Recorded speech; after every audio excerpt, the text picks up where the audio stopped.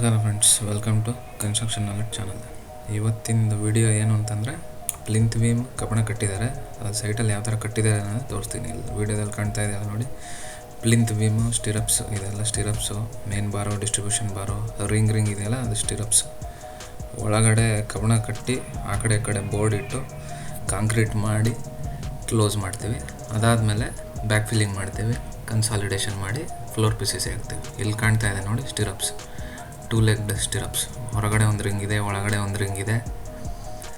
ಇಲ್ಲಿ ನೋಡಿ, ಇದು ಬೀಮು, ಡೆಪ್ತು, ವಿಡ್ತು, ಇದೆಲ್ಲ ಮಾಡಿ ಕಾಂಕ್ರೀಟ್ ಮಾಡಿ ಕ್ಲೋಸ್ ಮಾಡ್ತೀವಿ.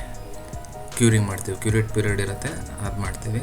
ಇದು ಕಾಲಮ್ ಪ್ರೊಜೆಕ್ಷನಿಗೆ ಸ್ಟೀಲ್ ಇದು ಮಾಡಿರೋದು, ರಿಂಗ್ಗಳಿದು ಸ್ಟಿರಪ್ಸ್ ಅಂತ ಕರಿತೀವಿ. ಒಳಗಡೆ ಒಂದು ರಿಂಗ್ ಇದೆ.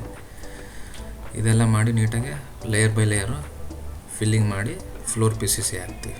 ಇದು ಸಬ್ಸ್ಟ್ರಕ್ಚರ್ ಪಾರ್ಟ್. ಸೈಟಲ್ಲಿ ಇದೇ ಥರ ಕೆಲಸ ನಡೆಯೋದು. ಸಬ್ಸ್ಕ್ರೈಬ್ ಮಾಡಿ ಅಂತ ಕೇಳ್ತಾ ವಿಡಿಯೋ ಮುಗಿಸ್ತಾ ಇದ್ದೀನಿ. ನಮಸ್ಕಾರ.